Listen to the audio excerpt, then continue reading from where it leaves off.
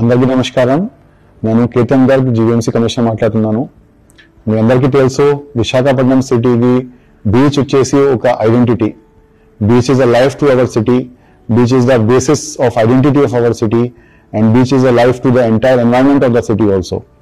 దీని భాగంగా బీచ్ ను శానిటేషన్ ప్రొటెక్షన్ చేయడం కానీ ఎన్వైరన్మెంటల్ ప్రొటెక్షన్ సంబంధించి కానీ ఖచ్చితంగా జీవీఎంసీ ద్వారా చేసిన స్టెప్స్ సరిపోదు. దానిలో ఖచ్చితంగా పబ్లిక్ నుంచి కూడా చాలా ఇంపార్టెంట్ కోఆపరేషన్ కావాల్సి ఉంటాయి. కొన్ని సందర్భాల్లో చూడడం జరిగింది, అక్కడ బీచ్ కి విజిట్ చేసినప్పుడు కొంతమంది అక్కడ పబ్లిక్ లిటింగ్ చేస్తున్నారు. అదేవిధంగా చెత్త కూడా ఒక ఆలోచనతో లేకుండా ఒక పబ్లిక్ స్పేస్ లో వదిలేస్తున్నారు.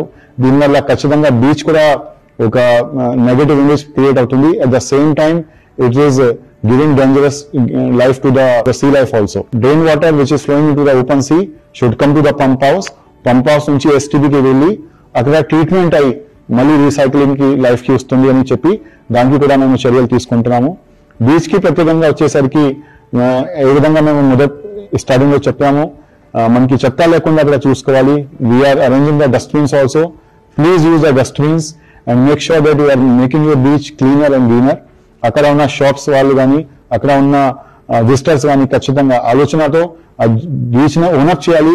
ఆ బీచ్ మన బీచ్, ఖచ్చితంగా వైజాగ్ కి ఐడెంటిటీ ఆ బీచ్ లాగా ఉంది కాబట్టి మన బీచ్ ను కాపాడుకోవాల్సిన బాధ్యత కూడా మన పైన ఉంది. అది మీ అందరూ చేస్తారు అని కోరుకుంటూ సెలవు తీసుకుంటున్నాము.